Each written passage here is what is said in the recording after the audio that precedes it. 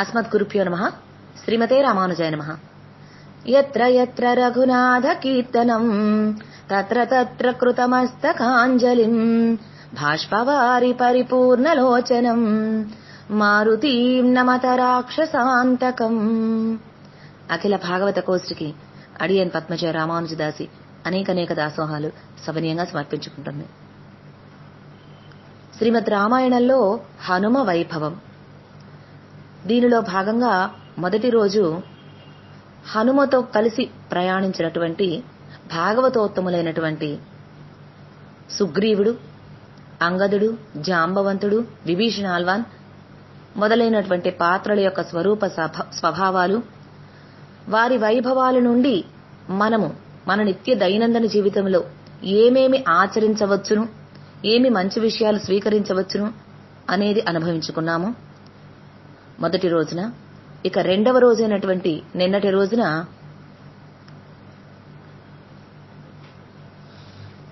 జీవాత్మ రూపమైనటువంటి సీతమ్మ యొక్క దుఃఖాన్ని పోగొట్టి పరమాత్మ రూపమైనటువంటి రామయ్యకు సీతమ్మ జాడ తెలిపి వారి దుఃఖాన్ని కూడా పోగొట్టి వారి ఇరువురికే కాక మనందరికీ కూడా సంతోషాన్ని కలిగించినటువంటి ఆచార్య స్థానంలో వేంచేసి ఉన్నటువంటి హనుమత్ స్వామి యొక్క వైభవాన్ని, వారి యొక్క వైభవం నుండి మనము ఆచరణ యోగ్యంగా ఏమేమి మలుచుకోవాలి అనే విషయం నిన్నటి రోజున మనం స్మరించుకున్నాము.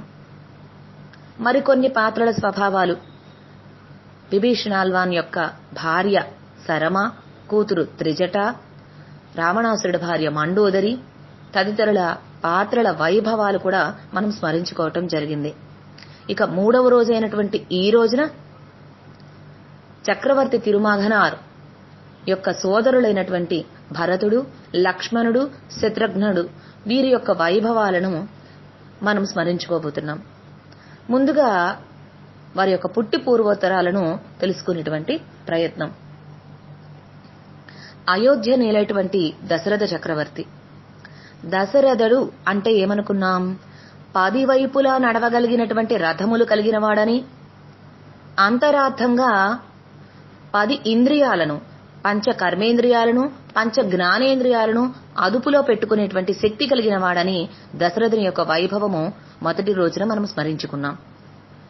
ఇలాంటి దశరథ చక్రవర్తి 60,000 సంవత్సరాలు అప్రతిహతంగా రాజ్యాన్ని ప్రజారంజకంగా పరిపాలిస్తూ ఉండేవాడు. అయితే ఈతనికి ఒక బాధ, మనోవ్యథ తొలుస్తూ ఉండేది. దశరథ చక్రవర్తికి 3 భార్యలు, కౌసల్య, సుమిత్ర, కైకేయి. అయితే వీరి ద్వారా సంతానం కలగలేదని చాలా విచారిస్తూ ఉండేవాడు. ఒకానొక సందర్భంలో అశ్వమేధ యాగం చేయాలని సంకల్పం కలిగింది దశరథ చక్రవర్తికి. కలిగినదే తడవుగా తన మంత్రులను పిలిపించి విచారించి ఈ అశ్వమేధ యాగం ఎవరి ఆధ్వర్యంలో జరిగితే బాగుంటుంది అని విచారించగా ఋష్యశృంగుడే దీనికి తగినవాడు అని తలచి ఆ ఋష్యశృంగుని అయోధ్యకు పిలిపించారు. అప్పుడు ఋష్యశృంగుని ఆధ్వర్యంలో అశ్వమేధ యాగం ప్రారంభమైంది.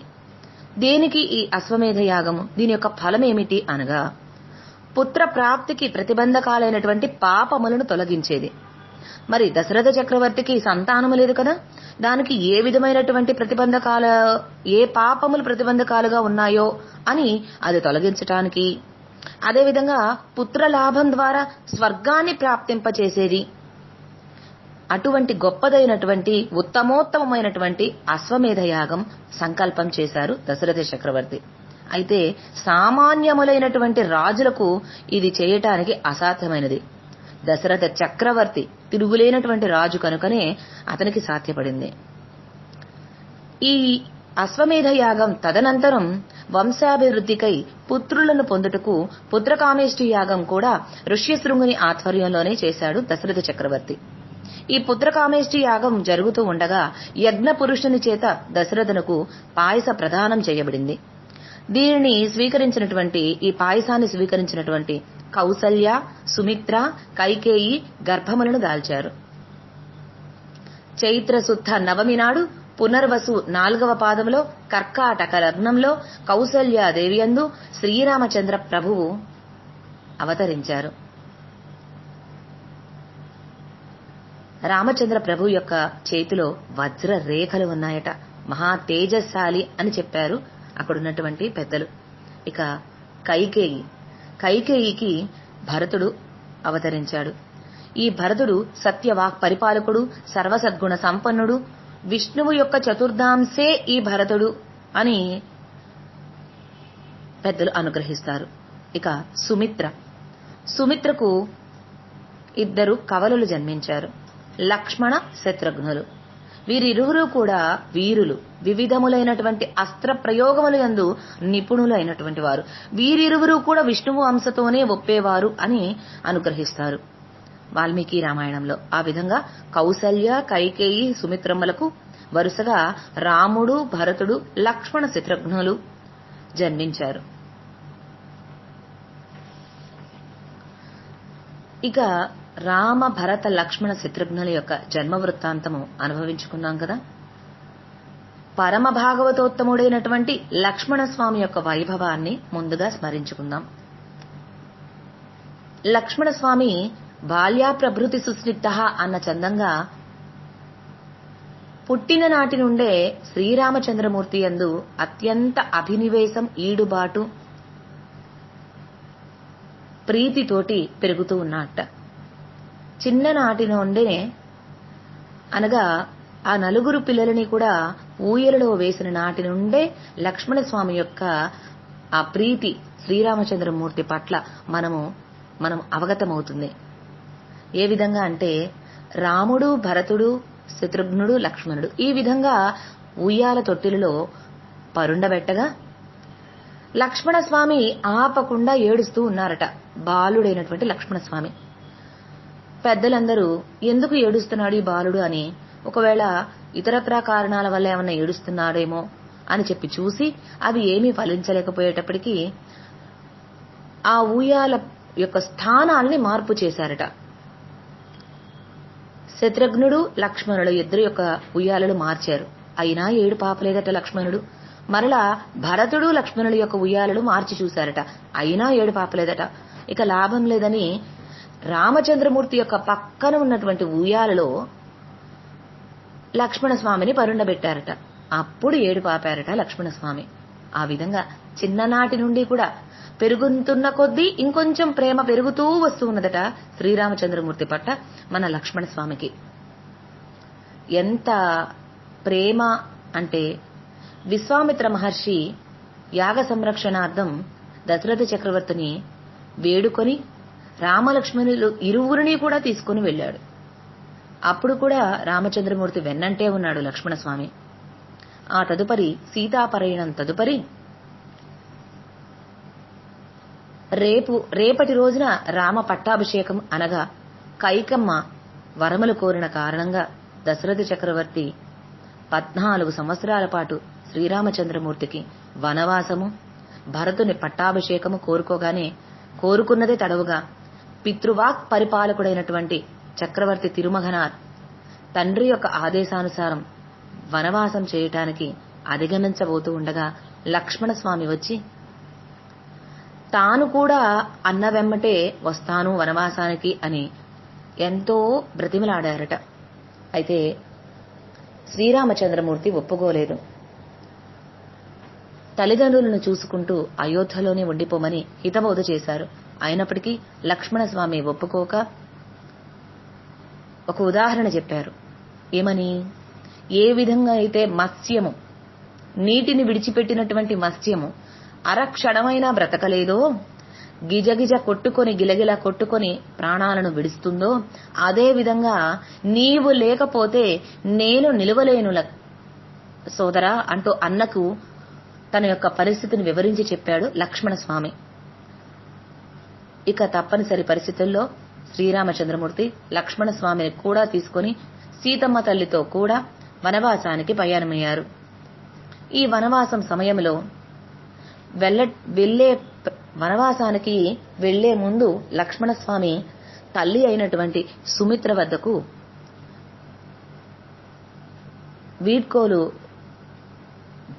వద్దకు తాను వెళ్ళొస్తానని చెప్పడం కోసం వెళ్ళగా సుమిత్రాదేవి అన్నారట, మంచిది నాయన, నిన్ను కన్నదే అందుకు వెళ్ళిరా అన్నారట. చూడండి ఎంత గొప్ప సాధ్వీమణో సుమిత్ర. ఈ రోజుల్లో నిజానికి చూడాలంటే కౌసల్య పుత్రుడు శ్రీరామచంద్రుడు, సుమిత్రానందనుడు మన లక్ష్మణస్వామి. నిజానికి చెప్పాలంటే సవతి బిడ్డ శ్రీరామచంద్రమూర్తి సుమిత్ర దృష్టిలో. ఈ రోజుల్లో అయితే ఏ తల్లిదండ్రులు కూడా ఈ విధంగా చేయటానికి ఒప్పుకోరు, ఏ తల్లి కూడా ఒప్పుకోదు. సవతి బిడ్డ వెళుతూ ఉంటే వెళ్ళని నీకెందుకు అని ఆపేసేది కలియుగం ఈ రోజుల్లో. అయితే సుమిత్రాదేవి మంచిది నాయన నిన్ను కన్నదే అందుకు అంటే పంపించారు లక్ష్మణస్వామిని. ఇది మాత్రమే కాకుండా ఇలా చెప్పటం ద్వారా సుమిత్రాదేవి యొక్క వైభవము నుంచి మనం ఏ విధంగా మసలుకోవాలి అనేది మనం అలవాటు చేసుకోవచ్చు. ఇక సుమిత్రాదేవి ఈ విధంగా మంచిది వెళ్ళిరా నాయన అన్నతో పాటు అనటమే కాకుండా ఒక హితబోధ కూడా చేసి పంపించారు. ఏమని? శ్రీరామచంద్రమూర్తి యొక్క సౌందర్యం నీకు అంతరాయం కలగవచ్చు కనుక నీవు కైంకర్య నిమిత్తంగా వెళుతున్నావు కనుక ఆ రామచంద్రమూర్తి యొక్క తిరుముఖ మండలం సేవించకుండా వారి యొక్క తిరువడిగళ్ళు మాత్రమే సేవించుకుంటూ ఉండు. ఆ ముఖారవిందం చూడకుండా పాదముల చెంత మాత్రమే నీ ధ్యాస ఉంచి ఆ విధంగా నువ్వు కైంకర్యం చేసుకో. లేదంటే ఆ తిరుముఖ మండలం సేవించగానే ఆ సౌందర్యం ఎటువంటిది? శ్రీరామచంద్రమూర్తి యొక్క సౌందర్యం పుంసాం దృష్టి చిత్తాపహారిణం, పురుషుల యొక్క దృష్టిని మోహింపచేసేటువంటి అద్భుతమైనటువంటి సౌందర్యం, లావణ్య సాగరం శ్రీరామచంద్రమూర్తి యొక్క సొంతం. అలాంటి ఆ స్వామి సౌందర్యంలో ఈడుబడితే మళ్లీ కైంకర్యమునికి ఎక్కడ అవరోధం ఏర్పడుతుందో, విరోధాలు కలుగుతాయో అని సుమిత్ర ఈ విధంగా హితబోధ చేసి మరీ లక్ష్మణస్వామిని శ్రీరామచంద్రమూర్తి వెంట అడవులకు పంపించారు. అంత ఉన్నతమైనటువంటి స్వభావము అలవరుచుకునేటువంటి ప్రయత్నం మనం సుమిత్రాదేవి వైభవం నుండి అలవరు చేసుకోవాలి. ఇక లక్ష్మణస్వామి అహం సర్వం కరిష్యామి అంటూ శ్రీరామచంద్రమూర్తికి అన్ని విధమైనటువంటి కైంకర్యములు తానే చేయాలి అని నిర్బంధించి మరీ చేసేటువంటి స్వతంత్ర ప్రతిపత్తి కలిగినటువంటి వాడు లక్ష్మణస్వామి. అన్నా వదినలైనటువంటి సీతారామచంద్రులను అనుసరిస్తూ ఆ వనవాసంలో ప్రయాణిస్తూ ఉండగా ఒకసారి రామచంద్రమూర్తి లక్ష్మణస్వామిని పరీక్షించే నిమిత్తమై పంచవటి చేరుకోగానే ఎక్కడ నిర్మించమంటావు అన్నయ్య, మనకు ఒక కుటీరము అని అడగగానే రామచంద్రమూర్తి నీవు ఎక్కడ అనువుగా ఉంటుందంటే అక్కడ నిర్మించు అని చెప్పేటప్పటికి అప్పుడు లక్ష్మణస్వామికి వెంటనే శ్రీరామచంద్రమూర్తి పాదాలపై పడి నన్ను మన్నించండి, మీరు ఏ విధంగా అయితే ఆజ్ఞ ఇస్తారో దానికి తగిన మీ ఆజ్ఞానుసారంగా నడుచుకునేటువంటి దాసుడనే నేను, నన్ను మన్నించండి అంటూ అన్న పాదాలు పట్టి వేడాడు లక్ష్మణస్వామి. ఆ విధంగా అన్నకు అనుగుణంగా వారి యొక్క తిరువుళ్ళానికి తగినట్లుగా సమస్త కైంకర్యములను సర్వదేశ సర్వకాల సర్వ అవస్థల యందు తానే అయి ఉండి చేసేటువంటి వాడు లక్ష్మణస్వామి. తన ముఖోల్లాసం కోసం కాదండి, లక్ష్మణస్వామి ఏమి చేసినా ఏ కైంకర్యం చేసినా రామచంద్రమూర్తి ఇష్ట ప్రకారంగా రామచంద్రమూర్తిని ప్రార్థన చేసి కైంకర్యం చేసేవారట. అందుకే మనకి పూర్వాచార్యులైనటువంటి పిళ్ళై లోకాచార్యుల వారు చెప్తారు, కైంకర్యత్తై ప్రార్థనై వందేరి అంటూ స్వరూప ప్రయుక్తమని. ప్రార్థన చేసి కైంకర్యం చేయాలి అని చెప్తారు. కైంకర్యం అనగా సేవ. ఈ విధంగా లక్ష్మణస్వామి శ్రీరామచంద్రమూర్తిని కష్టసుఖాలలో వెన్నంటి ఉండి ఆ వనవాసంలో సమయంలో అంటి పెట్టుకుని ఉన్నారు. ఆఖరికి సీతాపహరణానికి ముందుగా మాయ లేడీ రూపంలో వచ్చినటువంటి ఆ మారీచుడిని చూసి మోహించి సీతమ్మ ఆ లేడిని తెమ్మనమని బంగారు లేడి రూపంలో ఉన్నటువంటి ఆ మారీచుడిని తీసుకురమ్మని పంపించినప్పుడు శ్రీరామచంద్రమూర్తి వెళుతూ వెళుతూ లక్ష్మణస్వామికి అప్పగిచ్చి వెళతారు సీతమ్మ బాధ్యతను. అప్పుడు కూడా లక్ష్మణస్వామి సీతమ్మకు రక్షణగానే ఉన్నారు. అయితే సీతమ్మ యొక్క కోరికపై రామచంద్రమూర్తి ఏ విధంగా ఉన్నారో అంటూ సీతమ్మ బెంగపడుతూ ఉన్నదని లక్ష్మణస్వామి రామచంద్రమూర్తికై వెళ్లటం, ఈ మాయలేడి రూపంలో ఉన్నటువంటి మారీచుడు హా లక్ష్మణ హా సీత అని అరవటం, ఆ సమయంలో సీతమ్మ కంగారు పడటం, లక్ష్మణ స్వామిని వెతకమని పంపించటం ఈ వృత్తాంతం అందరికీ తెలిసిందే. అలాంటి సమయంలో కూడా లక్ష్మణస్వామి అన్న రామచంద్రమూర్తిని వెన్నంటే ఉన్నాడు. తదుపరి సీతాన్వేషణకై హనుమస్వామితోటి స్నేహం చేయటం, హనుమంతుని ద్వారా సుగ్రీవునితో మైత్రి, ఆ తర్వాత హనుమత్స్వామి సుందరాకాండలో భాగంగా హనుమత్స్వామి లంకా నగరాన్ని చేరటం, అక్కడ లంకా నగరంలో అశోకవనంలో సింసుప వృక్షం కింద చుట్టూ 700 మంది రాక్షస స్త్రీలు నిత్యము అనేక రకములైనటువంటి చిత్రహింసలు పెడుతూ ఉండగా వాటిని సహిస్తూ ఆఖరికి ప్రాణత్యాగం చేసుకోబోతూ ఉన్నటువంటి వేణ్యుద్క్రోధనం ద్వారా ప్రాణత్యాగం చేసుకోబోతున్నటువంటి సీతమ్మ తల్లిని చూసి ఆ జాడను తీసుకువచ్చి తిరిగి శ్రీరామచంద్రమూర్తికి చెప్పటం, ఆ తదుపరి లక్ష్మణస్వామితో కలిసి శ్రీరామచంద్రమూర్తి ఆ వానర సైన్యంతో కలిసి జాంబవంతుడు, సుగ్రీవుడు, అంగదుడు ఇత్యాదులు అందరితో కలిసి రామసేతు నిర్మించి ఆ లంకా నగరానికి చేరుకోవటం, ఆ యుద్ధ రంగంలోకి ప్రవేశం జరుగుతుంది కదా. ఆ సమయంలో మరలా లక్ష్మణస్వామి యొక్క వైభవాన్ని, హనుమత్ స్వామి యొక్క అన్వయాన్ని ఏ విధంగా ఉంటుందనేది ఒక సన్నివేశం ద్వారా మనకి అద్భుతంగా అవగతమవుతుంది. యుద్ధం జరుగుతూ ఉండగా ఒక సందర్భంలో రావణాసురుడికి లక్ష్మణస్వామికి తీవ్రంగా యుద్ధం జరుగుతున్నదట. బలమైన బల్లాన్ని తీసుకున్నాడు రావణాసురుడు. లక్ష్మణునిపై బలం కొద్దీ విసిరాడు. ఆ దెబ్బతో రక్త సిక్త దేహుడై యుద్ధభూమిలో పడిపోయాడు లక్ష్మణుడు. మూర్ఛిల్లాడు. లక్ష్మణుని స్థితి చూసి రాముడు కంపించిపోయాడు. రావణుని యొక్క పరాక్రమము తోటి లక్ష్మణుడు భూమి మీద పడిపోయాడు. సర్పం వలె మెలికలు తిరిగిపోతున్నట్ట బాధ భరించలేక. కాసేపటికి కదలికలు కూడా ఆగిపోయాయి. రామచంద్రమూర్తికి గాబరా ఎక్కువైపోయింది. ఏమైంది, లక్ష్మణుడే ఇలా అయిపోతే ఇక ఈ యుద్ధంతో గాని దేశంతో గాని నాకు ఇంకేం పని ఉంది? ఏ ప్రదేశంలో అయినా గాని చూడండి, భార్యను గాని బంధువులను గాని పొందవచ్చు తిరిగి, కానీ లక్ష్మణ స్వామి వంటి ప్రియమైన సోదరుడు ఎక్కడా లభింపడే అంటూ శోకంతో కంపించిపోసాగాడు రామచంద్రమూర్తి. అలా ఉన్నటువంటి శ్రీరాముని యొక్క బాధను గమనించాడు సుషేణుడు. ఎవరు ఈ సుషేణుడు? శ్రీరాముని యొక్క సైన్యంలో ఉన్నటువంటి వైద్య శిఖామణి. మరి యుద్ధరంగం కనుక ఏ సమయంలో ఏ వానర సైన్యంలో గాని వేరెవరికైనా గాని ఏ ఆపదైనా కలిగినా ఏ గాయాలైనా అయినా వారిని రక్షణ నిమిత్తం ఉన్నటువంటి వైద్య శిఖామణే ఈ సుషేణుడు. వెంటనే కార్యరంగంలోకి దూకాడు. లక్ష్మణ స్వామిని పరీక్షించాడు. శ్రీరామచంద్రమూర్తితో ఈ విధంగా పలికాడు. ఓ శ్రీరామ, భుజబల సంపన్న, లక్ష్మణుడు మృదుడు కాలేదు. ముఖం గాని శరీరం గాని ఏ విధమైనటువంటి మార్పును చెందలేదు. శరీర వర్ణము కూడా మారలా. జీవకళ ప్రస్ఫుటంగా ఉంది. నువ్వు భయపడవలసిన అవసరమే లేదు. ఏమాత్రం దిగులు చెందవలసిన అవసరం లేదు. సజీవుడై ఉన్నాడు రామా నీ తమ్ముడు లక్ష్మణుడు అంటూ శ్రీరామచంద్ర ప్రభువుని ఓదార్చాడు సుషేణుడు. హనుమస్వామి వైపు తిరిగాడు. ఇంకా హనుమంతుడిని తొందర పెడుతూ, ఓ హనుమ, వెంటనే బయలుదేరు. ఔషధ పర్వతమైనటువంటి సంజీవని పర్వతం దగ్గరకు వెళ్ళు. ఆ పర్వతం యొక్క దక్షిణ భాగంలో సుప్రసిద్ధమైనటువంటి ఔషధులన్నీ ఉన్నాయి. ఆ ఔషధులలో అతి ముఖ్యమైనటువంటివి 4. వాటిని త్వరగా తీసుకురా. అవేమిటంటే, మొదటిది విశల్యకరణి, రెండవది సవర్ణకరణి, మూడవది సంజీవిని కరణి, 4వది సంధానకరణి.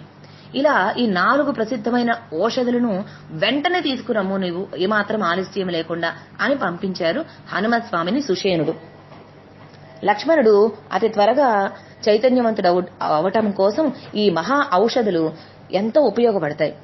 సరే, ఈ ఔషధులు 4 అంటూ ప్రత్యేకించి చెప్పారు కదా. వీటి యొక్క ప్రభావము దేనికోసం వాడతారు అనేది ఒకసారి తరచి చూసినట్లయితే, మొదటిది విశల్యకరణి. శరీరంలో ఉన్నటువంటి ఎముకలు ఉండాల్సిన విధంలో ఏ మార్పు జరిగినా వాటన్నిటినీ కూడా ఆ వికృత మార్గా నుండి మళ్లీ సక్రమంగా తీర్చిదిద్దడం కోసం వీలయ్యేటువంటి ఔషధే ఈ విశల్యకరణి. మనకి వాడుక భాషలో చెప్పుకోవాలంటే, బోన్ ఫ్రాక్చర్స్, ఎముకలు ఏవైనా మిస్ప్లేస్ అయితే దాని ప్లేస్ గాని లేదా విరిగిపోయినా పక్కకు తొలగినా అలాంటి వాటిని సరిచేయటం కోసం వాడేటువంటి ఔషధి ఈ విశల్యకరణి. ఇక రెండవది సవర్ణకరణి. ఈ సవర్ణకరణి దేనికి వాడతారంటే క్షతగాత్రులైనప్పుడు లేదా మరే విధమైనటువంటి అనారోగ్యాల కారణాల వల్ల గాని శరీరంలో కాంతి మార్పు చెందుతూ ఉంటుంది. చూడండి, ఒక సర్పం వచ్చి మనల్ని కాటేస్తే నీలం రంగులో మారిపోతుంది శరీరం. అదే మనకి దెబ్బ తగిలిందనుకోండి, కొద్దిగా దెబ్బ తగిలితే ముందుగా ఎర్రగా కందుతుంది కొంతమందికి నలుపు రంగులోకి మారుతుంది అక్కడ ఆ ప్రదేశం అంతా. ఇంకా కొంతమందికి ఆకుపచ్చ రంగులోకి మారిపోయే అవకాశం కూడా ఉంది. దెబ్బ తగిలేటువంటి గాఢతని బట్టి మనిషి యొక్క శరీర తత్వాన్ని బట్టి ఈ వర్ణాలలో మార్పులు గమనించవచ్చు మనం. అలా శరీరంలో కలిగేటువంటి వర్ణ స్థితిని సమాన స్థాయిలో ఉండేలా ఉపయోగపడేటువంటి ఔషధమే ఈ సవర్ణకరణి. అందుకనే వర్ణాలను సరిదిద్ది సమంగా చేసేటువంటిది కనుకనే సవర్ణకరణి అని దీనికి ఒక తిరునామం వచ్చింది. ఇక మూడవది సంజీవనీకరణి. ప్రాణులు జీవం పోవటానికి సిద్ధంగా ఉన్న సమయంలో ఈ ఔషధాన్ని ప్రయోగించాలి. పోయే ప్రాణం నిలబడుతుంది. అంటే ఈ సంజీవనీకరణి వాడటం ద్వారా మృత్యువుని ఆపవచ్చు, జయించవచ్చు. తద్వారా ఆ ప్రాణం పోబోతూ ఉన్నటువంటి ఆ క్షతగాత్రుడి యొక్క ప్రాణాన్ని నిలబెట్టి సమ్యక్ అంటే మంచి జీవనాన్ని వారికి ఇస్తుంది కనుక సమ్యక్ జీవనాన్ని కలిగించేది కనుకనే సంజీవనీకరణి అని కూడా దీన్ని అంటారు. ఇక నాలుగవది సంధానకరణి. గాయపడినటువంటి ప్రాణి ఆ గాయాల నుండి బయటపడిన తర్వాత, ఆ శరీర కాంతిని పొందిన తర్వాత, అనగా ప్రాణం నిలబడిన తర్వాత శరీరంలో ఉండేటువంటి అన్ని అవయవాలు నిర్విరామంగా సంతోషంగా పనిచేసేటువంటి శక్తిని కలిగించేదే సంధానకరణి. అనగా క్షతగాత్రుడైన తర్వాత తిరిగి మామూలు స్థితికి వచ్చిన తర్వాత మామూలు స్థితికి వచ్చేంత వరకు సంధానం చేస్తుంది కనుకనే ఈ ఔషధికి సంధానకరణి అని పేరు వచ్చిందని పెద్దలు చెప్తారు.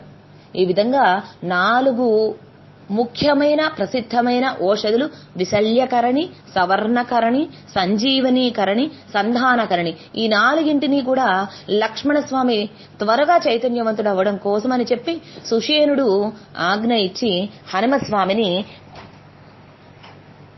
త్వరగా తీసుకురమ్మని పంపించారు ఈ సంజీవని పర్వతం దగ్గరికి. సుషేనుడి మాటలు విన్నాడు హనుమస్వామి. లక్ష్మణ పరిస్థితి, శ్రీరామచంద్రమూర్తి యొక్క వేదన, సుషేనుని ఆజ్ఞ ఇక హనుమస్వామిని నిలవనీయలేదు.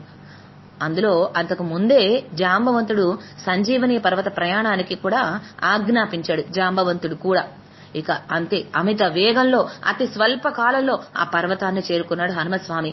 ఏ మొక్క ఏదో, దేని తిరునామం ఏమిటో, ఆ వైద్యుడు చెప్పినటువంటి సుషేనుడు చెప్పినటువంటి మొక్కలు అసలు ఏవో ఏమీ అర్థం కావట్లేదు, అగమ్యగోచరంగా ఉంది హనుమస్వామికి.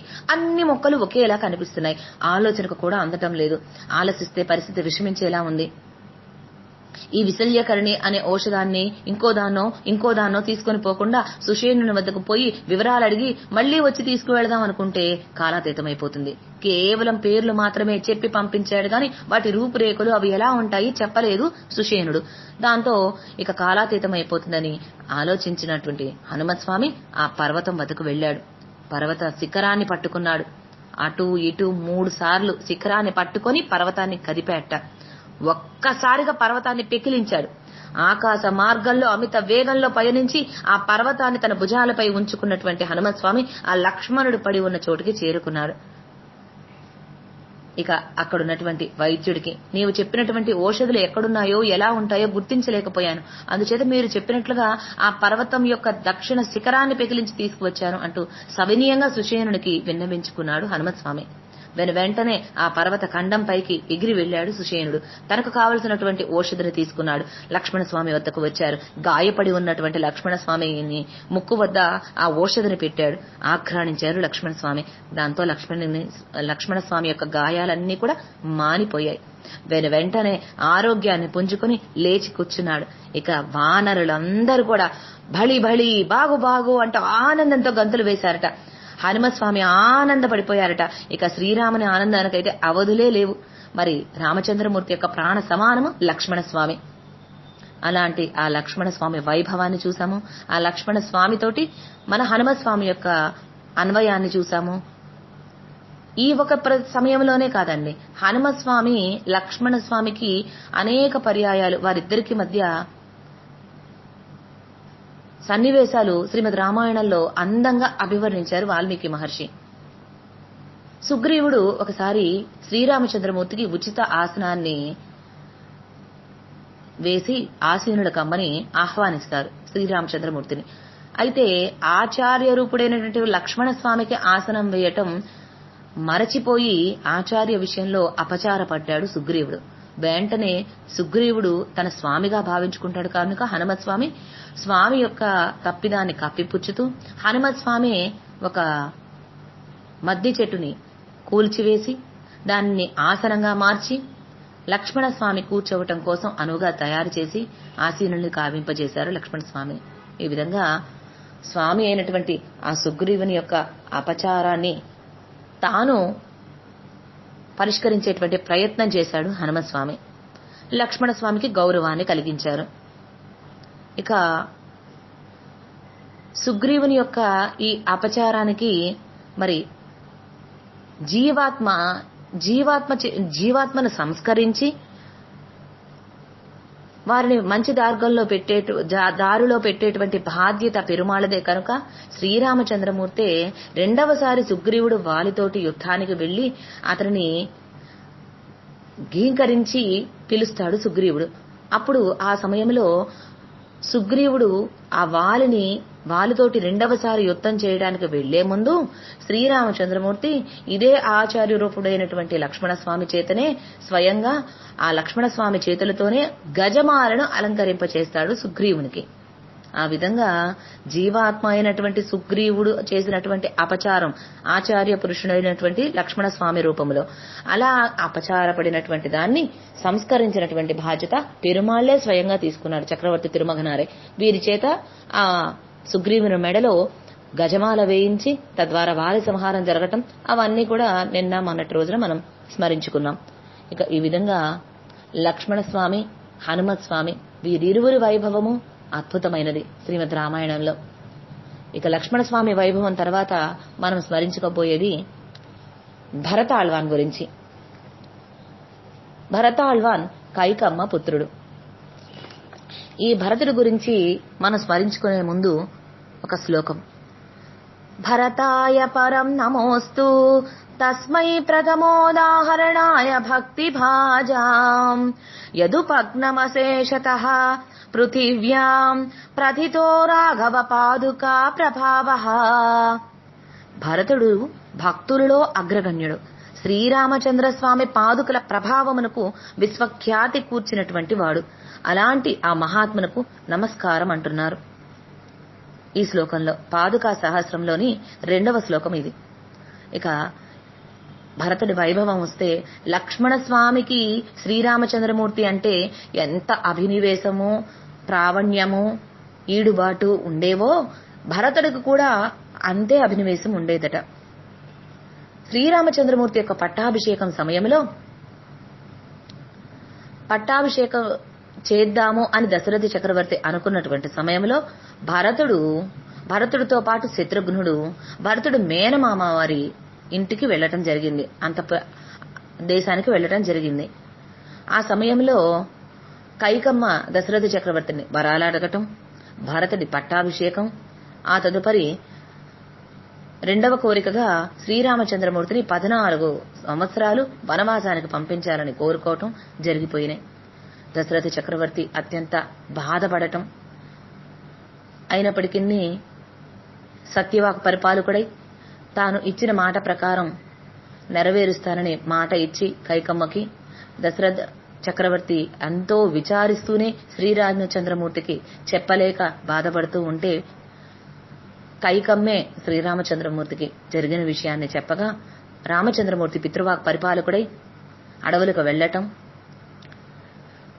ఆ తదుపరి ఆ శ్రీరామచంద్రమూర్తి అడవులకు వెళుతూ పయనం అవుతూ ఉండగానే ఆ రామచంద్రమూర్తిని చూస్తూనే కౌసల్య ఒడిలో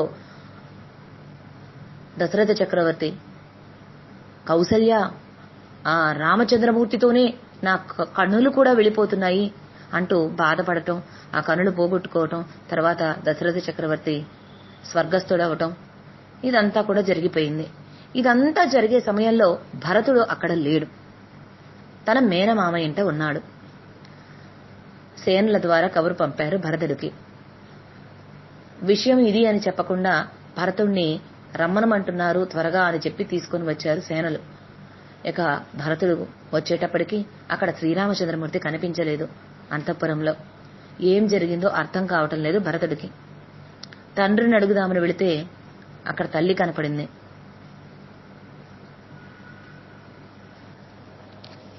తల్లి చెప్పింది. చెప్పటానికి ముందుగా, జరిగిన విషయం అంతా చెప్పటానికి ముందుగా మహారాజా అని పిలిచిందట కైకమ్మ. వెంటనే కాలు కింద భూమి కంపించిపోయిందట భరతుడికి. అన్న అయినటువంటి రామచంద్రమూర్తిని రాజుగా చేస్తానని ప్రకటించిన తర్వాత మళ్ళీ నన్ను రాజుగా పిలుస్తుంది, సంబోధిస్తుంది ఏంటి తల్లి అని చెప్పి భయపడిపోయాడు, విలవిలలాడిపోయాడు, బాధపడ్డాడు. జరిగినది తెలుసుకున్నాడు కైకమ్మ ద్వారా. వెంటనే కోపోద్రిక్తుడైపోయి కైకమ్మను దూషణలాడాడు. కాని తర్వాత తేరుకున్నాడు, సభ తీర్చాడు.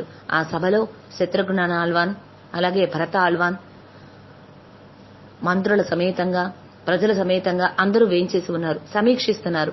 జరిగినది జరిగిపోయింది, ఇప్పుడు ఏం చేయాలి, అందరం వెళ్లి ఏ విధంగా రామచంద్రమూర్తిని బ్రతిమలాడి వెనకకు తీసుకురావాలి అనే విషయంగా ఆలోచిస్తూ, అసలు తప్పు ఏ విధంగా జరిగింది అంటూ శత్రుఘ్నుడు ఒకవేళ తప్పు అంతా కూడా మందరే చేసి ఉంటుంది అని చెప్పి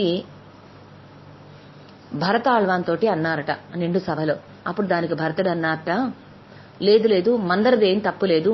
ఈ మందర ఎవరు అంటే కైకమ్మకి తన యొక్క మాతామహుల ఇంటి నుండి, తన యొక్క పుట్టింటి నుండి వచ్చినటువంటి దాసి. మందర కైకమ్మ పుట్టింటి నుండి వచ్చినటువంటి దాసి కనుక, కైకమ్మ దాసి కనుక కైకమ్మ యొక్క పుత్రుడు రాజు కావాలని తాను కోరుకోవటం, ఆ విధమైనటువంటి రీతిలో ఆ కైకమ్మకు మాటలు చెప్పటం, ఇవి మందర చేసింది. దీనిలో తన యజమానురాలు సుఖంగా ఉండాలనేది తప్ప ఆమెకు వేరే ఏ స్వార్థం లేదు. కనుక మందర తప్పేమీ లేదన్న అర్థ భరతుడు. చూడండి, ఈ సన్నివేశంలో భరతుడు యొక్క ఉన్నత స్వభావం మనకి గోచరిస్తుంది. మందరది తప్పు లేదనటంతో శత్రుఘ్నుడు అన్నారట, పోని మందరది తప్పు లేదు, విన్నటువంటి ఆ కైకమ్మది తప్పు అని చెప్పారట. దానికి భరతుడు అన్నారట, కైకమ్మ తప్పేముంది, తన కడుపున పుట్టినటువంటి తన కుమారుడు రాజుగా అవ్వాలి అని కోరుకోవటం, రాజుగా చూడాలని కోరుకోవటం తల్లిగా తన యొక్క సహజమైనటువంటి లక్షణమే. దానిలో కైకమ్మ తప్పేముంది, తప్పేం లేదన్నారట భరతుడు. దానికి ఆశ్చర్యపోయాడు శత్రుఘ్నుడు. సరే, మందరిది తప్పులేదు, కైకమ్మది తప్పులేదు, అయితే తప్పంతా దశరథ చక్రవర్తిదే అన్నారట. లేదు లేదు, ఇక్ష్వాకు వంశీయులందరూ కూడా సత్యవాక్ పరిపాలకులు, ఇచ్చిన మాట నిలబెట్టుకునేటువంటి వారు. ఒక్క దశరథ చక్రవర్తి మాట తప్పితే ఇక్ష్వాకు వంశానికే మాట వస్తుంది. కనుకనే దశరథ చక్రవర్తి ఇచ్చిన మాట ప్రకారం కైకమ్మకి ఇచ్చినటువంటి వరాలను పూర్తి చేయటం కోసం శ్రీరామచంద్రమూర్తి అని అడవులకు పంపించాడు. కనుక ఈ విషయంలో దశరథ చక్రవర్తిది ఏ విధమైనటువంటి దోషమూ లేదు అని భరతుడు పలికారట. దానికి శత్రుఘ్నుడు అన్నారట, అయితే తండ్రిది తప్పులేదు దశరథుడిది, అలాగే తల్లి కైకమ్మది తప్పులేదు, దాసి అయినటువంటి మందరిది తప్పులేదు, అయితే ఈ మాటలన్నీ విని వనవాసానికి వెళ్లినటువంటి రామచంద్రమూర్తిది తప్ప అన్నయ్య అని అడిగారట. దానికి భరత ఆళ్వాన్ అన్నారు, లేదు లేదు, మన తండ్రి గారు సత్యవాక్ పరిపాలకులైతే అన్నగారు పితృవాక్ పరిపాలకులు. తండ్రికి ఇచ్చిన మాట కోసం, ఆ తండ్రి కోసమని చెప్పి వనవాసానికి సంతోషంగా వెళ్లిపోయినటువంటి పుణ్యాత్ముడు. అలాంటి శ్రీరామచంద్రమూర్తి ఈ విషయంలో ఏ దోషము లేదు, ఏ తప్పు లేదు రామచంద్రమూర్తిది అని చెప్పాడట భరత ఆళ్వాన్. దానికి ఆశ్చర్యపోయాడు శత్రుఘ్నుడు. అన్న తప్పు లేదు, తండ్రి తప్పు లేదు, తల్లి తప్పు లేదు, దాసి మందర తప్పు లేదు, ఇక మరి తప్పెవరిది అంటే భరతుడు అన్నారట, తప్పంతా నాదే. చూడండి, తప్పంతా నాదే అన్నారట భరతుడు. ఎందుకు ఈ విధంగా పలికాడు అని ఆశ్చర్యంగా చూస్తుంటే శత్రుఘ్నుడు, దానికి భరతుడు ఇచ్చినటువంటి వివరణ వింటుంటే రోమాలు నిక్కబొడుచుకుంటాయి. అవును శత్రుఘ్న, తప్పంతా నాదే. నా యొక్క ప్రవర్తన ద్వారానో, మాటల ద్వారానో, చేష్టితముల ద్వారానో అమ్మ కైకమ్మకు ఎక్కడో మనసులో నేనే రాజు కావాలి అనుకుంటున్నట్లుగా ఆమెకు అనిపించి ఉండి ఉండవచ్చు. అదే ఆమె మనసులో అటువంటి ఆలోచన రాకపోతే, కలగనీయకపోతే నా ప్రవర్తన ద్వారా ఆమె అసలు అడిగేదే కాదు ఆ వరాలు. ఇక దాంతో అసలు ఏమి జరిగేదే కాదు. కాబట్టి ఆ విధంగా ప్రవర్తించటమే నా తప్పు అయి ఉంటుంది అని చెప్పి తప్పంతా చేయని తప్పును తన నెత్తిన మీద వేసుకుని ఉన్నారు భరతుడు. చూసారా, ఈ రోజుల్లో చేసిన తప్పు ఒప్పుకోవడం కోసమే చాలా కష్టం అని అంటారు. అసలు ఎక్కడో 100కి 1 2 చేసిన తప్పును ఒప్పుకుంటారు. చాలా మంది బొంకుతారు కనపడనంత వరకు. కనపడిన తర్వాత సంగతి ఏమో గాని కనపడకపోతే మాత్రం నేను చేయలేదు, నాకు తెలియదు అని చెప్పేస్తారు. అలాంటి ఈ కలియుగంలో చేయని తప్పును కూడా తన మీద వేసుకునేవారు ఎవరుంటారు చెప్పండి? ఈ మంచి లక్షణాన్ని, అంటే చేయని తప్పును కూడా తన మీద వేసుకుని తన నైత్యమును అనుసంధించుకోవటం అనేది మనకి ఆండాల్ తాయారు తిరుప్పావై దివ్య ప్రబంధంలో నానేదాన్ ఆయుడుగా అంటూ నాయకనాయ పాసురంలో అనుగ్రహిస్తారు. అద్భుతమైనటువంటి పాసురం ఈ నానేదాన్ ఆయుడుగా. తాను తప్పు చేయకపోయినా, ఎవరైనా తప్పు చేశావు అని అంటే దాన్ని ఒప్పుకొని క్షమాపణలు కోరటం అనేటువంటిది చాలా ఉన్నతమైనటువంటి సంస్కారం. ఇది మనకి ఆచరించి చూపించాడు భరత ఆళ్వాన్. కాబట్టి భరతుని వైభవం ద్వారా ఇంత అద్భుతమైన గుణాన్ని, నానేదాన్ ఆయుడుగా, నేనే తప్పు చేశాను అని చెప్పి ఒప్పుకొని క్షమాపణను అడగటం అనేది మనం నేర్చుకోవాలి. నిజానికి ఆ సమయంలో ఈ కైకమ్మ వరాలు కోరటం, దశరథుడు చక్రవర్తి మరి శ్రీరామచంద్రమూర్తిని అడవులకు పంపించటం, రామచంద్రమూర్తి వెళ్లిపోవటం, ఇవన్నీ జరిగినప్పుడు అక్కడ అసలు లేనే లేడు భరతుడు. అయినప్పటికీ జరిగిన తప్పిదానిలో మొత్తం కూడా తనదే అని తన శిరస్సుపై వేసుకొని ఆపాదించుకొని తాను క్షమాపణ వేడుకొని అప్పుడు అక్కడ ఉన్నటువంటి ఆ ప్రజానీకంతో, మంత్రులతోటి, సేనలతోటి మొత్తం అందరినీ కూడా తీసుకుని, తల్లి కైకమ్మను కూడా తీసుకుని మరి రామచంద్రమూర్తి వేంచేసి ఉన్నటువంటి ప్రదేశానికి, ఆ వనవాసానికి చేరుకున్నాడు భరతుడు. రామచంద్రమూర్తిని తిరిగి రమ్మనమని అనేక విధాల ప్రాధేయపడ్డాడు. అన్నా, నాకు కోరికే లేదు. ఈ రాజ్యానికి నేను రాజును కాదు, దానికి అర్హుడును కాదు. ఏ రకంగా చూసినే నీవే రాజువి అంటూ పరిపరి విధాల ప్రాధేయపడినప్పటికీ రామచంద్రమూర్తి కరగలేదు. తండ్రికిచ్చిన మాట ప్రకారం 14 సంవత్సరాలు వనవాసం చేయటం కోసమే సిద్ధపడ్డాడు శ్రీరామచంద్రమూర్తి. అయినప్పటికీ భరతుడు ఒప్పుకోకపోయేటప్పటికీ తన యొక్క పాదుకలను అనుగ్రహించారు రామచంద్రమూర్తి. ఇందాక మనం సేవించుకున్నటువంటి శ్లోకము అదే. అలా ఆ రామచంద్రమూర్తి యొక్క పాదుకల యొక్క ప్రభావానికి విశ్వఖ్యాతిని కూర్చున్నాడు భరతుడు. ఏ విధంగా ఆ పాదుకలు అనుగ్రహించినదే తడవుగా వాటిని అత్యానందభరితుడై తన యొక్క శిరస్సు మీద ఉంచుకొని దానిని శత్రుఘ్నాల్వానికి ఇచ్చి వారి ద్వారా రాజ్యపాలన గావింపజేశాడు భరతుడు. తాను మాత్రం ఆ అయోధ్యకు దగ్గరలోనే ఆ నంది గ్రామంలోనే ఉంటూ అక్కడే 14 సంవత్సరాలు శ్రీరామచంద్రమూర్తి ఏ విధంగా అయితే వల్కములను ధరించాడో, నారచీరలను, అలాగే వస్త్రధారణ చేసి ఆ జటములను ధరించి ఆ ముడులు కట్టినటువంటి జడలతోటి ఆకులు అలములు తింటూ ఆ నంది గ్రామంలోనే ధ్యానం చేసుకుంటూ ఆ పాదుకులను చూసుకుంటూ అక్కడే ఉండిపోయాడు భరతాళ్వాన్. అంతటి రామభక్తి పరాయణుడు భరతుడు. మనం ఈనాటికి కూడా అయోధ్యకు చాలా దగ్గరలో ఉంటుంది ఈ నంది గ్రామం అనేటువంటి ఆ క్షేత్రము. ఆ నంది గ్రామానికి వెళ్ళినట్లయితే ఆ నంది గ్రామంలో భరతుడు పాదుకులు ఉంచినటువంటి స్థలాన్ని, భరతుడు ప్రతినిత్యం కూడా ఈ 14 సంవత్సరాలు ఉదయాన్నే మరి తిరుమంజనం ఆడినటువంటి, అంటే స్నానం చేసినటువంటి ఆ చెరువుని, వీటన్నిటినీ కూడా మనం నేటికి దర్శించుకోవచ్చు.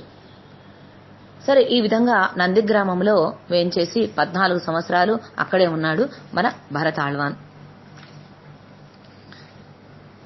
పుళ్ళిన్ వాయికీనానే పొల్లా అరక్కనే అని మన గోదా తాయారు అనుగ్రహించినటువంటి చందంగా సునాయాసంగా మొక్క యొక్క చీడని, పురుగులని, కొమ్మలని ఏ విధంగా అయితే గిల్లి పారేస్తామో చేతితో, అంత సుకరంగా సునాయాసంగా రావణాసురుని యొక్క 10 తలలను గిల్లివేసి యుద్ధములో రావణాసురుని హతమార్చి సీతమ్మను చేపట్టి తిరిగి ప్రయాణం అవుతూ ఉన్నాడు శ్రీరామచంద్రమూర్తి. యుద్ధకాండ అనంతరం అప్పుడు తన రాకను గురించి గుహునుకు భరతునికి తెలియజేయాలనుకున్నాడు. అయితే ఈ తెలియజేసే కార్యక్రమాన్ని హనుమకు అప్పగించాలనుకున్నాడు రామచంద్రమూర్తి. ఎందుచేతనంటే హనుమ అయితే మాట్లాడటంలో నేర్పు కలిగినటువంటి వాడు. ఎదుటి వ్యక్తి ఏ అభిప్రాయంతో మాట్లాడుతూ ఉన్నాడు, దానికి అనుగుణంగా ఏం మాట్లాడాలి, ఎలా మాట్లాడాలి అంతా తెలిసినవాడు కాబట్టి, సమయస్ఫూర్తి కలవాడు కాబట్టి హనుమస్వామినే పంపాలని నిర్ణయించుకున్నాడు. మరి నిన్నటి రోజున మనం స్మరించుకున్నాం. కేయూరాణిన భూషయంతి పురుషం హారాన చంద్రోజ్వల న స్నానం న విలేపనం న కుసుమం నాలంకృత మూర్ధజా వాణ్యేకా సమలంకరోతి పురుషం యా సంస్కృతాధార్యతే క్షీయంతే కలు భూషణాని సతతం వాగ్భూషణం భూషణం. బంగారు హారాలు ధరించటం, సెగలో పువ్వులు పెట్టుకోవటం, సుగంధ ద్రవ్యాలు వాడటం, పన్నీటితో స్నానం చేయటం మొదలైనవన్నీ కూడా మానవునికి అలంకారాలు కావు. అవన్నీ తాత్కాలికమైనటువంటివే. శాశ్వతమైనటువంటి అలంకారం ఏమిటి, నిజమైన అలంకారం ఏమిటి అంటే సంస్కారవంతమైనటువంటి మాట మాత్రమే నిజమైనటువంటి అలంకారం. అలాంటి ఆ అలంకారం కలిగి ఉన్నటువంటి వాడు, వాగ్భూషణం కలిగి ఉన్నటువంటి వాడు మన హనుమస్వామి. అందుచేతనే హనుమస్వామిని ఈ కార్యార్థి అయి పంపించాలని నిశ్చయించుకున్నాడు శ్రీరామచంద్రమూర్తి. వెంటనే హనుమను పిలిచాడు. ఆయనతోటి శ్రీరామచంద్రమూర్తి అన్నాడు, హనుమ మొట్టమొదటిగా శృంగిబైరపురానికి వెళ్ళు. అక్కడ గుహుడు అనేటువంటి ఒక నిషాద రాజు ఉంటాడు. అతనికి నా క్షేమ సమాచారాలు చెప్పి, అతని యొక్క క్షేమ సమాచారాలు కూడా అడిగానని చెప్పి, అతను నాకు ప్రియమిత్రుడు కాదు ప్రాణ సమానుడు. నా విషయాలు వినగానే అంతులేని సంతోషాన్ని పొందుతాడు. ఇక అక్కడి నుండి అయోధ్యకు మార్గాన్ని చూపించి భరతుని యొక్క సమాచారాన్ని కూడా ఆ గుహుడే అతి సంతోషంగా నీకు తెలియజేస్తాడు. కనుక హనుమంత, నీవు ఆ భరతుని వద్దకు వెళ్ళగానే నేను అతని క్షేమ సమాచారాలు కూడా అడిగానని తెలియచేయి. వనవాస దీక్ష ముగించుకొని నేను సీతాదేవిని లక్ష్మణస్వామిని వెంటబెట్టుకుని క్షేమంగా అయోధ్యకు తిరిగి వస్తున్నట్లు తెలుపు. అంతేకాకుండా ఇక్కడ జరిగిన అన్ని విషయాలు కూడా వివరంగా చెప్పు. రావణాసురుడు రావటం, సీతాదేవిని అపహరించుకొని తీసుకుపోవటం, సుగ్రీవునితో మైత్రి, వాలితో సంహారం, ఆ వాలి సంహారం, వానరుల సీతాన్వేషణ, ఎంతో విశాలమైనటువంటి 100 యోజనాల విస్తీర్ణం కలిగినటువంటి ఆ సముద్రాన్ని నీవు దాటి వెళ్లి సీతాదేవిని ఏ విధంగా జాడ కనుకొన్నది, ఆ తర్వాత సాగర తీరానికి మనమందరం కూడా వెళ్లటం, అక్కడ రామసేతును నిర్మించటం, రావణాసురుడు నా చేతిలో చనిపోవటం ఇత్యాది వృత్తాంతాన్నంతటినీ కూడా సుగ్రీవ విభీషణులతో కలిసి నేను అయోధ్య నగరానికి చేరుతున్నాను అంటూ ఈ వృత్తాంతం అంతా కూడా విపులంగా నువ్వు భరతునికి విశదీకరించి చెప్పు. అయితే ఇలా చెప్పటంలో ఒక విషయాన్ని నువ్వు జాగ్రత్తగా పరిశీలించు. అందుకే నీకు ఈ కార్యాన్ని అప్పగిస్తున్నాను. ఏమంటే హనుమా, నీవు ఈ విషయాలన్నింటినీ కూడా చెప్పే సమయంలో భరతుని యొక్క ముఖ కవళికలు ఏ విధంగా ఉన్నాయి, అతని వైఖరి ఏమి చెప్తుంది, ఈ విషయం నువ్వు జాగ్రత్తగా గమనించు. అతని ముఖ వైఖరి, ఆ చూపులు, ఆ సంభాషణలు, వీటిని బట్టి ఆ భరతుని యొక్క స్వభావము, అతని యొక్క ఆంతర్యము, అన్ని విషయాలు కూడా వివరంగా గమనించు. ఇదంతా ఎందుకు చెప్తున్నాను నీకు అంటే, వంశపారంపర్యంగా వచ్చేటువంటి రాజ్యాధికారం, పైపెచ్చు 14 సంవత్సరాల నుండి అనుభవిస్తున్నటువంటి రాజ్యాధికారం. ఒకవేళ ఆ రాజ్యాధికారమునందే భరతునికి గనక కోరిక అమితంగా ఉన్నట్లుగా నీకు అనిపిస్తే మనం ఏమి అనకుండా ఇప్పుడు ఎలా జరుగుతుందో అలాగే కానించేద్దాం. అంటే రాజ్యాన్ని భరతుడే ఏలుకునేటట్లుగా మనం చేసేద్దాం. ఆ విషయంలో నాకు ఎటువంటి అభ్యంతరం లేదు. నేను ఇక్కడే ఇదే విధంగా ఎలాగైనా తాపసిలాగా అయినా సరే నేను జీవించగలను అంటూ మొత్తంగా అక్కడికి వెళ్లి హనుమ ఎలా మసులుకోవాలి అనేది చెప్పి రామచంద్రమూర్తి పంపించాడు. ఇది మొత్తం రామచంద్రమూర్తి హనుమస్వామికి చెప్పి అతని మీద నమ్మకాన్ని ఉంచి పంపిస్తున్నాడంటేనే మనం అర్థం చేసుకోవచ్చు. హనుమస్వామి యొక్క మాట చతురత, మాట నేర్పు, ఆ వాగ్భూషణం కలిగినటువంటి హనుమత్ వైభవాన్ని ఈ సందర్భంగా మనం అర్థం చేసుకోవచ్చు. అయితే ఇక్కడ భరతుని అభిప్రాయం తెలుసుకోగలిగినటువంటి నేర్పు, మనోనిబ్బరంగా ఏమాత్రం ఎవరికి కష్టంగా కలగకుండా మాట్లాడగలిగినటువంటి నేర్పు, సంభాషణ, చతురత అన్నీ హనుమంతుడికి ఉన్నాయి. కనుకనే ఈ వార్తాహరునిగా హనుమస్వామిని పంపించడం రాముని యొక్క ఆ విశ్వాసం, తన అనుచరుడైనటువంటి హనుమస్వామి మీద రామచంద్రమూర్తికి ఉన్నటువంటి ఆ నమ్మిక మనకి ఈ మాటల ద్వారా వ్యక్తమవుతుంది. సరే, రామచంద్రమూర్తి యొక్క సంభాషణ అంతా విన్నాడు హనుమస్వామి. మానవ రూపం ధరించాడు. వెంటనే గరుక్మంతునిలా ఆకాశంలో ముందుకు సాగాడు. శృంగిబేరపురానికి వెళ్లాడు. గుహుణ్ణి కలిశాడు. ఓ మహానుభావ, నీ ప్రాణమిత్రుడు శ్రీరామచంద్రమూర్తి లక్ష్మణుడు సీతాదేవితో కూడి నీ దగ్గరకు రానున్నాడు. నీ క్షేమ సమాచారాలను అడిగాడు. పంచమి నాటి రాత్రి భరద్వాజుని ఆశ్రమంలో గడిపి వెంటనే నీ వద్దకి రానున్నాడు. అంటే ఆ స్వామిని నీవు త్వరలోనే దర్శించగలుగుతావు. ఇంకా ఈ విధంగా చెప్పగానే గుహుని ఆనందానికి అవధులు లేకపోయాయి. చెప్పరాని ఆనందాన్ని పొందాడు. ఇక అక్కడి నుండి హనుమంతుడు ఆకాశ మార్గంలో భరతుని వద్దకు ప్రయాణమయ్యాడు. ఇక్కడ భరతాళ్వాన్ని మొట్టమొదటిసారిగా హనుమత్ స్వామి కలుస్తారు. అయోధ్యకు ఇంకా కోసెడు దూరం ఉందనగానే ఆ నంది గ్రామంలో ఒక ఆశ్రమం కనిపించింది. అక్కడే భరతుడు కనిపించాడు. నార చీరలను, జింక చర్మాన్ని ధరించి ఉన్నాడు. బాగా చిక్కిపోయి ఉన్నాడు. అన్నగారి ఎడబాటే దుఃఖానికి బకచిక్కిపోయి ఉండడం కోసం కారణంగా మారింది. తాపస జీవనంలో ఉన్నాడు. కందమూలాలనే ఆహారంగా తీసుకుంటూ జితేంద్రుడై ఉన్నాడు. జింక చర్మం వల్కలాలు ధరించి తలపై జుట్టు జటాభారంగా ఉన్నాడు. మితభాషిగా ఉన్నాడు. మనో నిగ్రహంతో బ్రహ్మర్షిలాగా దివ్య తేజస్సుతో వెలిగిపోతూ ఉన్నాడు భరతాళ్వాన్. చూశాడు హనుమస్వామి రామ పాదుకలను పూజిస్తూ వాటికి ప్రతినిధిగా రాజ్యపాలన చేస్తూ కనిపించాడు. ప్రజలను నిర్భీతులుగా కాపాడుతున్నాడు. ధర్మమూర్తులైనటువంటి అమాత్యులు, పవిత్రములైనటువంటి ఆ పురోహితులు, బలపరాక్రమ యోధులు, తక్కిన జనులు అందరూ కూడా కాషాయంబరధరాలు ధరించి ఉన్నారట. వారందరితో కూడి ఉన్నటువంటి భరతుడిని చూశారు. అది ఒక పెద్ద ఆశ్రమంలాగా గోచరించింది హనుమత్ స్వామికి. అలాంటి ధర్మస్వరూపుడు, ధర్మజ్ఞుడు అయినటువంటి భరతుడిని చూడగానే ఆయనకు 2 చేతుల నమస్కరించి భరతునితో ఈ విధంగా పలికాడు హనుమత్ స్వామి. మహానుభావ భరత, నీవు క్షణక్షణం మీ అన్ననే స్మరిస్తూ ఉన్నావు కదా. ఆయన స్మరణలోనే నీవు గొప్ప ధన్యాత్ముడివి. ఆ ప్రభు నీ యొక్క క్షేమ సమాచారాల గురించి అడిగాడు. నీకు ఇంకో సంతోషకరమైనటువంటి ఒక వార్తను చెప్తున్నాను. ఇక నీవు ఈ శోకాన్ని వదిలిపెట్టేసాయి. దుర్మార్గులైనటువంటి రావణాదులను సంహరించాడు. సీతా సాధ్విని తీసుకుని లక్ష్మణ సమేతుడై మిత్రుడితో కలిసి నీ వద్దకు వస్తున్నాడు అని మారుతి చెప్తూనే ఉన్నాడు. వింటున్నటువంటి భరతుడు సోదరుని విశేషాలను వినటుంటే వినగానే ఆనందాన్ని పట్టలేక భరతుడు నేలపై పడిపోయి తనను తాను మర్చిపోయాట. చూసారా ఎంత ఈడుబాటు అంటే, రామచంద్రమూర్తి యొక్క క్షేమ సమాచారం వినగానే ఆనంద పారవస్యంలోకి వెళ్లిపోయాడు భరతుడు.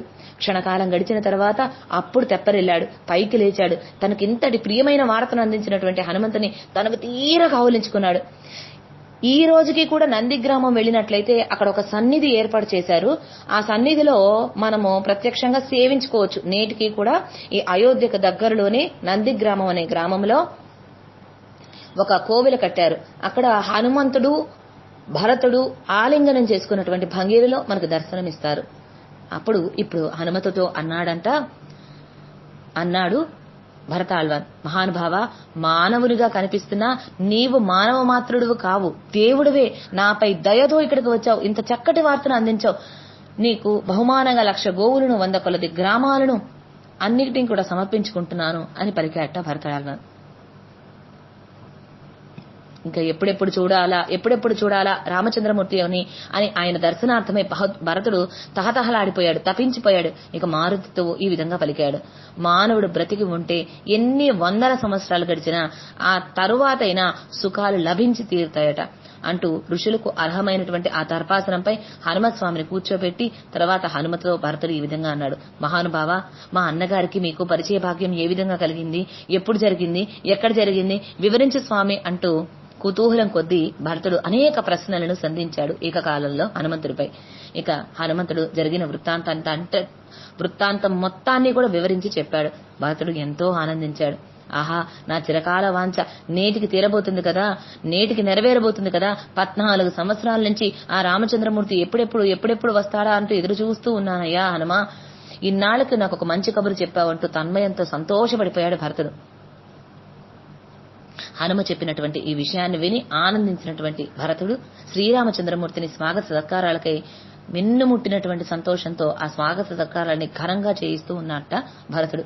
ఈ విధంగా హనుమత్ స్వామి మరియు భరతుడి యొక్క మొదటి సమావేశాన్ని అద్భుతంగా, అందంగా, కళ్లకు కట్టినట్లుగా ఆవిర్భవింపజేశారు వాల్మీకి మహర్షి.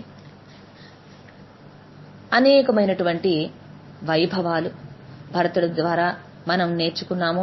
ఎలా ఆచరణలో పెట్టుకోవాలి, ఏ లక్షణాలు భరతుడి నుండి మనం స్వీకరించాలని. ఇక శత్రుఘ్నుని విషయానికి వస్తే, లక్ష్మణ స్వామితో కలిసి కవలలుగా జన్మించిన వారిలో ఆ ఇరువురిలో లక్ష్మణస్వామి, శత్రుఘ్నుడు, వీరిరువురు కూడా సుమిత్రానందనులు.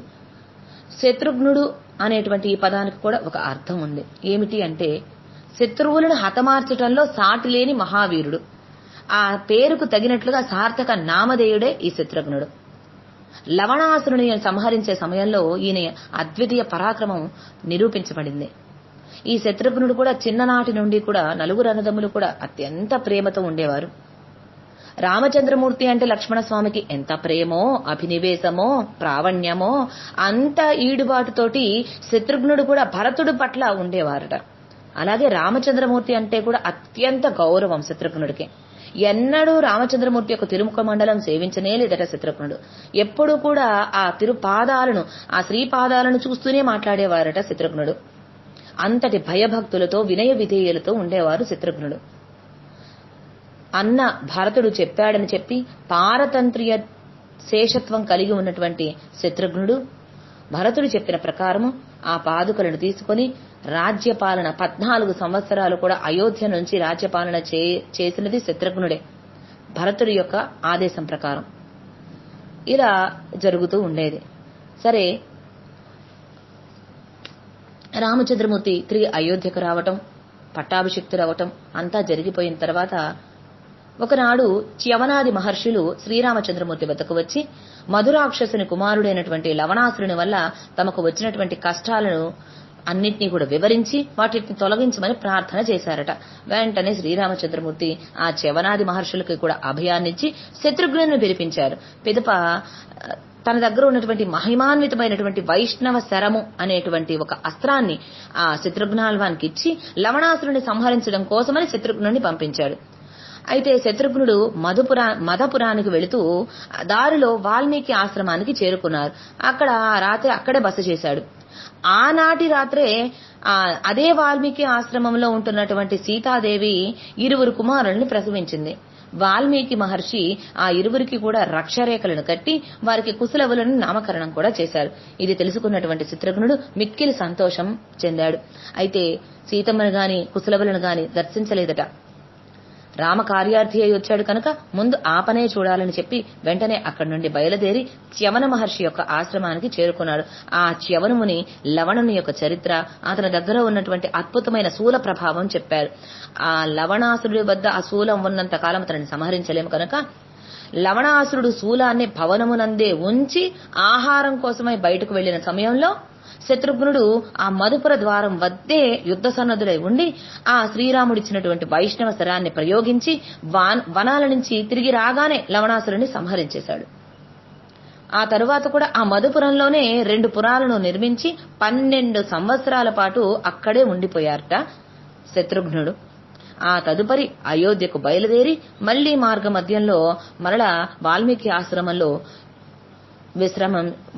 ఆశ్రమానికి చేరుకుని అక్కడ కుశలవులు రామాయణాన్ని అద్భుతంగా గానం చేస్తుంటే విని ఆశ్చర్యాన్ని, ఆనందాన్ని పొందారట. ఆ తదుపరి అయోధ్యకు చేరుకుని శ్రీరామచంద్రమూర్తిని దర్శించి 7 దినాలు అక్కడే ఉండి మరలా అతడు మధుపురానికి చేరుకున్నాడు. ఇది సూక్ష్మంగా మనకి శత్రుఘ్నాల్వాన్ యొక్క వైభవము. ఈ విధంగా తండ్రి అంటే గౌరవము, అన్న అంటే గౌరవము, అన్న ఇచ్చిన మాట నెరవేర్చడం కోసం మధ్యలో ఎన్ని అవాంతరాలు వచ్చినా కూడా అన్నిటినీ కూడా అడ్డుకొని వెళ్లి ఆ కార్యం పూర్తి చేసుకొని అన్న మాట నిలబెట్టడం, ఈ విధంగా ఎన్నో వైభవాలు శత్రుఘ్నాల్వాన్ నుంచి కూడా మనం చూసుకోవచ్చు. ముఖ్యంగా పారతంత్ర శేషత్వం భరతుడి వద్ద, శత్రుఘ్నుడి వద్ద మనం పారతంత్ర శేషత్వం చూడవచ్చు. అదే లక్ష్మణస్వామి వద్ద స్వతంత్ర శేషత్వం కలిగి ఉంటాడు లక్ష్మణస్వామి.